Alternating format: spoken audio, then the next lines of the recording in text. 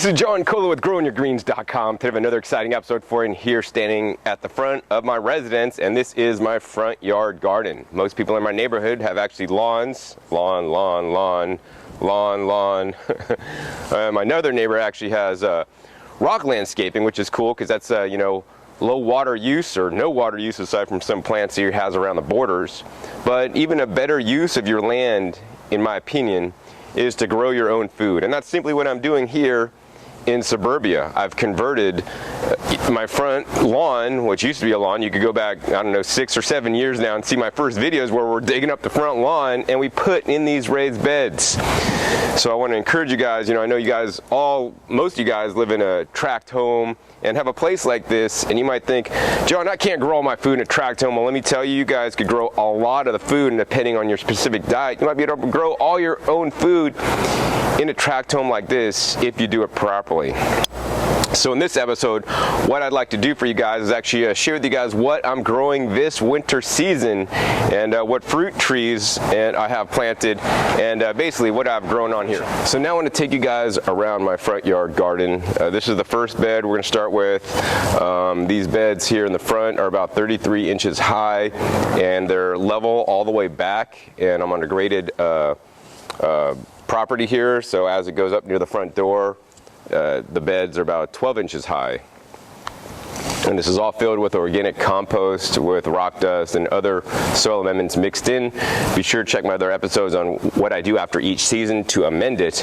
Pretty much this episode, we're just going to give you guys a tour, so let me go ahead and show you guys what I got growing on. My trellis here, I got the Ashitaba vine, and this supposedly is going to make some fruit someday. It's been here a couple years, and it's actually filled in quite nicely. It keeps its greens year-round, which I really like. I hate plants that lose their leaves in the winter time. That's when I really want to see some color, some greenery in my yard. So I really like some of the evergreen fruit trees that I'll also show you guys in a little bit. But in this bed I have things like the onions planted, and then over here I have things like the spinach, and that's pretty much this whole bed. And then I have some wild greens here. I forget what they are at this point.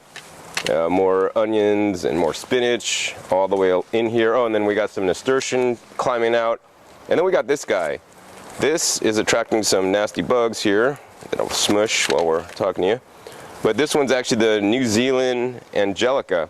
And this is similar to my Ashitaba in the same family, but it's not the same plant. This one I like because it has really nice glossy leaves. It looks like somebody came up here and actually just like sprayed this with shellac or something. So I really like the color.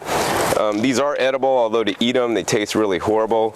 And I always said to myself, if these guys go to flower, then I'm going to cut it out because I don't want the pollen of this mixing with the pollen of my Ashitaba and getting crossbred. But the cool thing is this pollen comes out in the spring and the Ashitaba comes out in the fall. So there's no chance of cross-pollination. Moving back down, so this is the sugar cane that I grew, and in the summertime when it's not freezing out, it does amazingly well. But the challenge is the winter time. Normally I might, dig it up and cover it in the winter. Let's see, this year I decided to leave it out to see what would happen. I cut it back massively, and it looks like it died back a bunch. But I think the stuff that I've left in the ground, is probably alive somewhat. I did harvest about half of this stuff. It'd probably be better if I actually dug it up and or covered it and took it somewhere else because it really doesn't like the cold. Moving along, we got things like my Swiss chard here, more nasturtiums. Over in this area, we got some really cool stuff that I actually didn't plant. So a lot of my garden this year, I'm trying to go more permaculture style and let things reseed themselves without me doing a lot of work. So here we got the miner's lettuce growing that I've seeded once, and then basically it just has come back on its own. Moving down further, we got my Ashitaba that I basically seeded in here, and they've come in really thick. Let's go ahead and head around to the other side of the front yard to show you guys my front main bed. So this is my front bed here. It's at 33 inches high, and it's a nice height. And in this bed we planted shallots. So I planted the shallots. How I bought these shallots were actually from shallots for eating, like baby spring shallots, or maybe I don't know if they were spring shallots at that time because I planted them back in the winter time. But they're being sold as little baby shallot greens. And so instead of eating them, I planted them, and then now I'm multiplying them. So there's many different foods in the store, if it's got roots on it at the store, you could probably take it home and plant it in your garden. So that's how all of these occurred. And the shallots are one of the most nutritionally dense allium family of plants. That's the garlic and onion family. I want to encourage you guys to include garlic and onion family plants in your diet on a regular basis. They have been shown to be anti-cancer. And the shallots are one of the most nutritionally dense of the onion family. And besides just eating the shallot bulb that most people eat, I want to encourage you guys to eat your shallot greens. They can be used just in place of green onions and are amazing to add a little zing to your salad, but also get some beneficial nutrients in you. Now, the other plant I'm growing here in the front bed is my Ashitaba. So this is also known as Angelica Keys Cave from Honshu Island in Japan. This is a rare plant. You're probably not going to find the seeds too many places for this. I do make seeds available when I have them available. I'll put a link down below this video for them. But I like growing this plant because it's pretty much a wild plant. Actually, I think 99% of the plants you see in the first two beds of the Ashitaba, I didn't plant. These guys went to seed, it dropped copious amounts of seeds. I also was able to collect copious amounts of seeds, and they came up and resprouted on their own. As a matter of fact, if you kind of look here down closely, you'll see little baby Ashitabas just starting to grow up. So I mean, this is truly a really awesome permaculture style plant that is self-sustaining. While it's a biennial, I would not call it a perennial, but I would call it a perennial in the sense that you grow it, it's a biennial, it goes to seed, the second year it drops seeds, and it comes back on its own without you having to do anything. So for me, I consider that a perennial plant when you just got hands off and you have year-round food.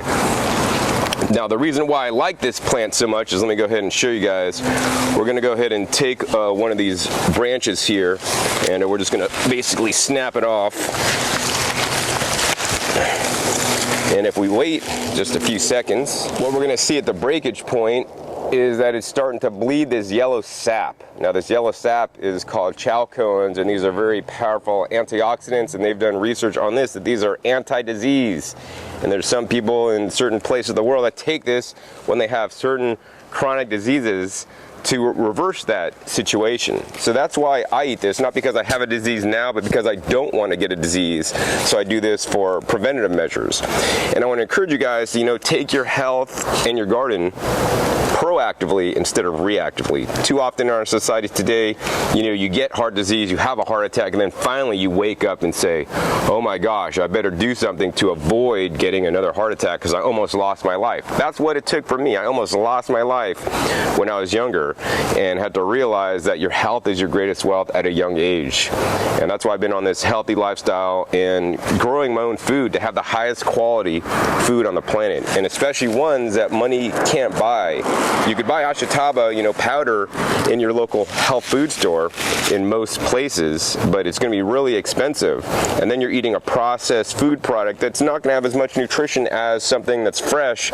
In addition, my plants are grown with things like trace mineral supplementation, such as ocean solids and rock dust minerals, as well as a whole host of microbes to really increase the quality of the food I grow, more than just standard conventional or even organic foods. Let's go ahead and continue on our tour. In this bed, basically, we just got a bunch of Ashitaba and these shallots coming up. Next here we got my gigantic, and this thing is huge, fajoa or pineapple guava tree.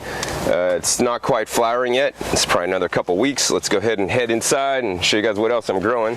Down this raised bed, which is about, I think, 4 feet by about 40 feet long, we got 2 pineapple guava trees. I also have these black thornless blackberries in here.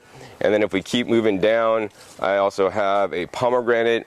If we move down further, I got some thornless black raspberries. In addition, in between the trees, this keeps a nice privacy hedge between me and my neighbor. Go ahead and continuing down, we got a fig tree. And then another, let's see, this fig tree is huge. One of my favorite Janus seedless figs. And then we got this guy's the Fuyu persimmon tree. And then we have my sweet gome tree right here. That's actually currently just massively in the flowers. at this point in time, and we're just getting out of the winter into the spring. This will be the first tree to produce fruit in my garden. And then a little bit later down, also on the understory here, we have different things planted, such as Swiss chard. I have some Jerusalem artichokes planted. Underneath here, some daylilies that have the edible flowers. And then over here, we have something nice. This is another one of my favorite trees. This is a loquat tree, and this actually just came up as a weed. I think I threw some seeds down there or something, but it just came up on its own. So this is gonna get massive one day and produce some delicious loquats, and this is from seed. Probably takes about 7 years from seed to fruit on a loquat, so that's why I recommend you guys buy, you know, name varieties of fruit trees whenever you're able, and try to get the largest one that you could afford. But yeah, that's pretty much this bed here, and let's go ahead and start going bed to bed and show you guys what else I'm growing. So now we're gonna go ahead and show you guys what else I'm growing. Basically, I have 1, 2, 3, 4, 5, 6, 7, 8 4-foot by 15-foot beds in the front yard. That's over on this side. Over on this side, because I had to work around an existing fig tree, which is a brown turkey fig, which hasn't actually yielded too well for me over the years, so one of these days I'm going to be grafting it. We have different vegetables growing here in the winter season. So over on this side, the second bed, I pretty much have like 99% Ashitaba growing, that self-seeded on its own with a little Ashitaba mini forest underneath. I'm also growing an Andean tuber crop known as oca down below. Over on this side, we got things like the miner's lettuce, which is all these guys are going to flower. So I grew the miner's lettuce here 1 year, let them go to seed, and now they just keep coming back most years. I also have things like the nasturtium flowers and more of the Ashitaba that I think I just had seeds that are sprouting, and just threw them over here and they're growing easily. So the first 3 beds, let me go ahead and show you guys what the first 3 beds look like. So these are the first 3 beds here, and the first bed, as I showed you guys, I planted the shallots, came up with Ashitaba. This one has the Ashitaba and the oca. That plant's down below, that's a perennial. And then this guy has all stuff that's seeded on its own. I didn't actually plant this out with food this winter, and this is the type of gardening I aspire to get to, when you literally don't have to plant anything and you have instant food without even lifting your finger. The rain comes, your irrigation system goes on, and you have things growing. So what I got growing here is called mosh, or mache, or maybe lamb's lettuce, I believe. And let's see here if I can show you guys. It's currently going to seed, so that's when they get really tall. It's still edible like this, maybe not as desirable, but let me go ahead and show you guys some young tender ones. So these are the young tender ones right here, and if you guys are from Europe, you guys will know what this is, but if you guys are from the US, you probably don't know what this is unless you buy bagged salad greens or have visited Europe. This is known as mosh, or mache, and it's a tender winter green that I like to grow. It's really neutral flavor, really mild. If you go to Europe, you know, it's usually available year-round in bags. At the grocery stores, like, we buy like salad mixes here, like, you know, iceberg lettuce mixes. They have mosh mixes. That's what I eat when I go to Europe a lot. The mosh, so good. And I'm glad I could grow it here in the mild climate over the winter time. A lot of it is going to seed, so it'll go to seed this year, drop more seed, and guess what? It's going to come back next year with a vengeance. And this is a good problem to have when you have food, desirable food you're growing. In addition, in this bed, I have a few other things that are growing, including the miner's lettuce that's also going to seed that I did not plant. I have a few Ashitaba coming up. These guys right here, what you're looking at, are the top of the buckhorn plantain right here, and these guys reseeded on their own. I planted these last year and they reseeded and they dropped seeds in. And there's about a half dozen plants in this bed, and this is another edible leafy greens used over in France, I believe. Really nutritious. These actually have a nice good taste, because actually I think it's a little bit more tender because all the mache is like covering it, so it's not getting as much sun. Much more tender than when I grew it on its own. But yeah, first 3 beds pretty much didn't do anything to it. They just kind of let them be. The next few beds, actually, I have been taking some time to plant out different things.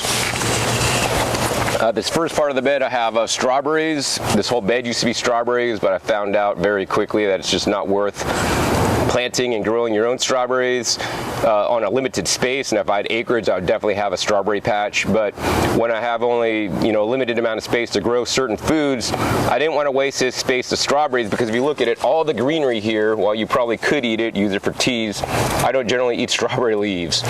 It will make some strawberries, but what's more valuable to me, you know, instead of growing strawberries in this space, is to grow things that I could eat the whole plant.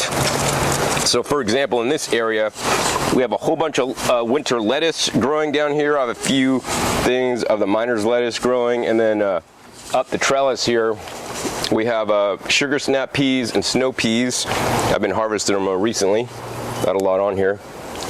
But sugar snap peas are my springtime fruit. Wow, that's good. Because my fruits aren't yet in season, but these are a fruit because they have seeds inside. Technically they're a pea, not a fruit. I want to encourage you guys to eat your beans and peas. They're really excellent foods, and I believe most people don't eat enough beans and peas. I'd much rather see people eat, you know, beans, for example, than rice. They're much more nutritious for you guys. Let's go ahead and continue way down here, and then spin around and show you guys the other side. Got lots of nice, beautiful lettuce. I want to encourage you guys to grow lettuces of color.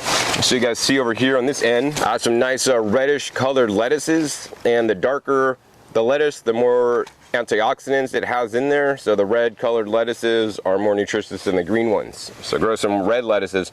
And the other thing is, you want to grow the loose leaf lettuces. The more sun the lettuce can get, the more green the plant can get, the more colored the plant can get, the more nutrition it'll have. Whereas an iceberg that, you know, most of the plant does not get the sun is more white and pale, not as nutritious for you guys. Let's go ahead and spin around the other side and show you guys what else I got growing. So on this back side, what we got is, we got about every 1 foot or so, we got collard greens that are producing nice large leaves of collards, big enough to cover my face. And then in the back, kind of a little bit shaded out by the collards, is my bok choy. This is kind of intentional. I want to keep some of the sun off the bok choy because they tend to flower and bolt really quickly, so it's kind of worked a little bit. The ones behind the collards have bolted less quickly than some of the other ones. Next, what we'll do is we're going to go ahead and show you guys this next bed, which is a hodgepodge of greenery and edible food I could eat. On the two ends, as I kill a bug, rot a bug. All right, on the two ends we have more bok choy. One of the ways I like to use the bok choy is actually in the winter, when I have so much of this stuff. I'll just harvest the leaves, and most people would eat the leaves. But what I do is, because I have so many greens, I'll basically just snap off the top of the leaf. I'll compost this, or maybe use it later. But I'll just juice the whites of the bok choy, and this will be my main component, or like 80% of my juice, instead of juicing something like celery or cucumbers for my morning green juice. So today's morning green juice was about 48 ounces, 50 ounces of mostly bok choy stem, which has a really mild, neutral flavor, along with the Ashitaba and the spinach. And it's actually quite delicious. A little bit strong, no apples or anything even for sweetness, and I was good with this. To me it tasted delicious, but it definitely will take you some time to work up to drinking that quantity of green juice if you're not used to it already. If you're interested in buying a juicer, that's what I do for a living, so you want to visit my website, discountjuicers.com, or my other YouTube channel, simply called, available at youtube.com/rawfoods, where I do juicer comparisons, so you guys can get the right juice for you, so you guys can get more of the foods that you grow into you. So let's see, in the next inside row, it's kind of being hidden. I got some lettuce that kind of got shaded out a lot. They didn't quite grow as fast as the bok choy, so they were getting shaded out, so they're kind of small in this bed. Probably should have planted the lettuce on the outside and the bok choy one in. In the middle row, I have things like cauliflower, and I have red Russian kale. Now moving down in here, one of the things that I didn't do when I planted this bed is that I saw that miner's lettuce was coming up, and I like miner's lettuce, you know. I didn't really pull it out. I let it kind of grow, so you guys can see this bed is really full. Like, there's just, this bed is bursting with plants. There's like bok choy, the lettuce kind of getting choked out, and then the cruciferous plants. And then there's all this miner's lettuce in here. Yeah, you guys could really see the bok choy, the lettuce, and the miner's lettuce in here. Now, the miner's lettuce, you know, was a food that was native to this area that the miners that came for the gold rush ate in the hills because they didn't have stores in the hills when they got here. So they ate this stuff. Now it is going to seed, but I like to call this my spade plant. If you guys play cards, right?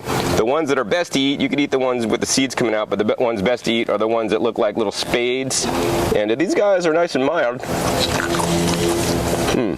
I think I like the mosh a little bit more, but these ones are quite delicious. They have a really nice neutral flavor, and I'd rather eat some miner's lettuce rather than regular lettuce any day of the week. Unfortunately, the miner's lettuce, you know, a little bit more difficult to grow because it takes a lot more quantity plants to get the same volume of food. But when I'm intergrowing it amongst my other plants like this, it works really well. And also this provides a shade to the ground so that I can retain moisture and keep the sun off the ground. See, moving down the bed here, this whole bed pretty much has the same things growing. And near the end over on this side, it's a lot more barren because the miner's lettuce actually didn't come up over in this area. Actually, I think I had some chickweed, which is starting to become an invasive pest. So let's talk about the chickweed over on this side. So another thing I believe I planted a while back was chickweed. And here's some of the chickweed coming out right here. And right below it is the mosh that I like so much, but the chickweed is in fact a weed. I mean, it's called chickweed, and basically just grows up and just sprawls all over. So I mean, these are also edible, and I thought, oh, it might be fun to grow some chickweed, and very quickly it got out of control. So as much as this is edible, and I like to eat it when it's younger and more tender, when it gets more mature and more old, that's when I try to start pulling it out, because these things spread seeds like crazy. I don't really mind at this point having a lot of mosh or miner's lettuce, but the chickweed is really so invasive. The other two kind of stay more in control. So I'm trying to pull out as much of the chickweed as I possibly can at this point in time. Let's go ahead and move back and show you guys this next raised bed. This is a raised bed with the built-in trellising system, so I like to use that to my advantage every year. This year in this area I grew edible English shell peas. I harvested a bunch the other day, was eating the peas out of them. Let's see if I could find one that's halfway decent here. This one might be all right. No, maybe this one's better. But yeah, the shell peas, I just basically come, bust this open, and you guys are gonna see the little peas inside. And there's nothing like tasting fresh English shell peas at your garden. Right there, got the little peas, pop them in. No cooking required, man. These guys are nice, sweet, delicious. Way better than those canned peas or frozen peas that I used to eat as a kid. I mean, this is one of the reasons why I grow a garden. The only problem with the shell peas is that it takes so doggone long to you know, get to a nice stage where you can harvest them. Down below the shell peas, I had some onions growing, and these are storage onions, so they'll last pretty much for 6 months after I harvest them when they get big. This next area here, I think I got some sugar snap peas and some snow peas growing. Down below I grew beets, more of the miner's lettuce. Next area, I had some escarole, some lettuce that bolted, so I cut it out, and also some tree collards that were going to flower, so I cut them out to get sun to the next bed behind, which we'll talk about in a minute. This area, for some reason, it didn't grow so well, so that's what it is. I'm going to replant this really soon. In the front of the bed here, of course, we got more of the miner's lettuce. In this last section, I had some escarole, some radicchio, and my peas in this area. This last half didn't make it for some reason, so I'm going to maybe better check my irrigation system. Probably wasn't getting enough water. This last bed here, pretty much it didn't grow anything over the winter time. And now that the spring has come, it's now shooting out all new growth. And this whole bed is my yakon plants. You can check my past episodes. I have a few episodes on harvesting the yakon. Yakon is probably my favorite edible tuber to eat. No cooking is required. They're actually quite sweet. If you properly harvest them, if you properly grow them, harvest them at the right time, let them sit out a while, they actually get sweeter than a Granny Smith apple to me. They're so delicious. I have a video where I actually just juice, ripe yakon root, and not quite as sweet as sugarcane juice, but it kind of gives me the reminiscence of drinking a sugarcane juice that's not so sweet. But yeah, so I'm glad this is all coming back up. We're gonna have a lot of yakon to eat this year. Over in the end here, I have some kale plants, and in between my yakon, I planted this guy. This stuff is known as the fish mint, and this is supposed to be the ground cover. I've pulled a lot of it back last year, but it's starting to come back slowly. And these guys are really cool, and the fish mint really has a unique coloring, so it looks like it's ornamental. It almost looks like it could be poisonous or something that you shouldn't eat it, but it is completely edible. Not the most pleasant flavor in the world. Kind of reminds me of overtones of some citrus. I think that's why they cook it with fish.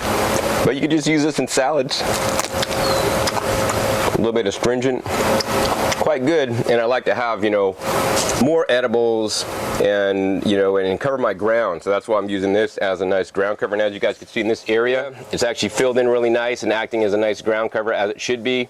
The goal is to have this ground cover in the whole, yakon bed, and above the ground will be the yakon growing the leaves that you can use for tea, and then at the ground level we have the fish mint, and then underneath the ground level we have the yakon tubers growing. Let's go ahead and move over to my 3 herb beds and show you guys what I'm growing in there. So for my first herb bed, I have hot and spicy oregano, one of my favorite oreganos. It's actually really taken off this year. I have really a lot to eat. It is actually a slow grower, so I'm glad it's finally taken hold, and it's going to be basically the ground cover, hopefully the dominant ground cover of this bed one day, so I don't have to weed. I do have one banana plant that didn't make it during the winter, but it's starting to come back potentially. And then of course in here I have all my Canna Adalis, which is growing, or Ikera, and you could grow this for the edible starchy roots here that I actually haven't harvested. This thing has been basically an invasive weed at this point. It just grows so massively and taken over this whole bed. I just started with like one plant, so I got to get in here and divide it. It also makes nice, foliage. It reminds me of the tropics, banana style foliage, but I have yet to really eat one, and I didn't think it was necessarily that good, so one of these days it may come out, but for now it's just growing and produce a lot of green growth for me to compost. This next bed here, primarily we have some cilantro and parsley growing, and then over on this side we have Ricola mint, and then up this trellis here against the wall we have a bunch of wine grapes. Mostly a lot of mint that's actually taken over, so I gotta kind of maybe go in and weed this stuff. Oh, and I got some cool arugula here. Some wild arugula that I just cut back every year, and it continues to come back. This is nice and hot and spicy, more of a wild type arugula. It's quite good. Let me go ahead and show you the last 2 areas of my winter garden in my front yard this year. This last bed, pretty much I didn't plant anything in this last bed, and I've been blessed to have 2 perennial style foods growing, one of which I like more than the other. This one here is actually known as the New Zealand spinach, and this kind of has like an oxalic acidy taste. I mean, I like eating it. I like that it actually just grows so easily. It's just so prolific in this whole area where I really don't do much. Also in this bed I have something else that's very prolific that I actually don't want here. And it's this stuff, man. It's the chickweed, which, as much as it is an edible food, to me this is now getting to be a weed because it's just mainly growing too much and taking over, and it's going to drop so many seeds for next year, which is going to be insane. One of the ways I've controlled weed growth in the past is after every season I top off my beds with fresh, brand new compost that's been composted properly so that it doesn't contain any weed seeds. The last year or two, I haven't been using my favorite Sonoma compost that is basically weed-free compost because they've shut down now, so I'm not able to get that same compost, so I've been having to deal with more weeds coming up in my garden this year. So last part of my front yard winter garden this year is in my driveway over concrete. And even if you guys don't have a front lawn to tear up and put in raised beds like I do, you probably have a driveway or some kind of patio or pavement that you could grow over. Now you can't grow in concrete, but what you can do is actually buy some of these whiskey, half whiskey barrels or half wine barrels, whatever you want to call them. I believe these are half wine barrels. Fill them with a good potting soil mixture and grow food in there. So of the 14 half barrels that I have, some are kind of getting old and the sides are collapsed. I need to replace them. But I'm growing 8 of them right now in winter vegetables, including a lot of my favorite kind of kale. It's a white Siberian kale. This kale is a lot more mild and sweeter than, say the dinosaur kale or the red Russian kale or the curly kale, that I have probably in other parts of my garden. So this is done really well in here, and it all comes on irrigation as needed, or just gets the rain during the winter. The winter time is one of my favorite times to grow food, and I want to encourage you guys not to take the winter off. It's sad that many gardeners just grow in the summertime and they take a hiatus for a half a year.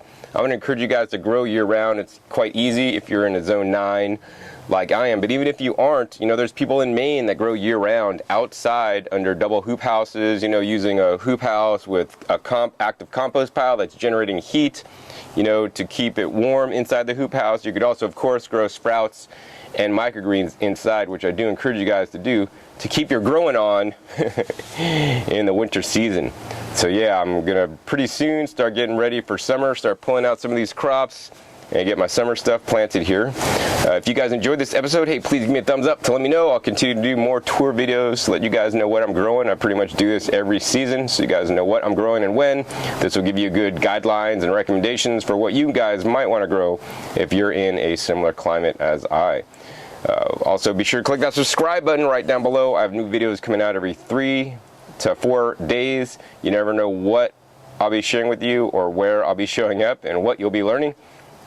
And also be sure to check my past episodes. I have over 1,100 episodes now. Teach you guys all aspects so that you guys could be successful at growing your own food at home. So once again, my name is John Kohler with growingyourgreens.com. We'll see you next time. And remember, until then, keep on growing. All right, this is John Kohler with growingyourgreens.com. That have another exciting episode for you. Where we're at today at my friend's house. And for you guys that are long-term viewers, you guys will know that this is the house of my friends, Dr. Rick and Karen Dina.